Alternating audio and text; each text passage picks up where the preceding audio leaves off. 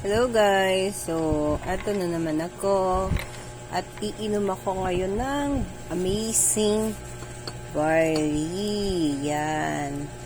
Para sa mga acidic at alam mo yan, mga sakit para gumaling. O, diba? Yan.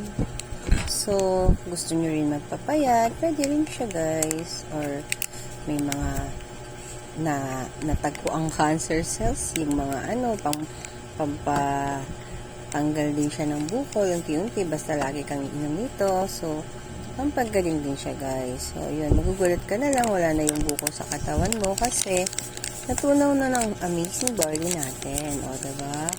Marami na pong nagpatunay na itong amazing barley ay nakakagaling ng mga malulubhang sakit. So, guys, if you want this kind of amazing barley, amazing pure barley, just DM me. Yan guys, tignan nyo, oh.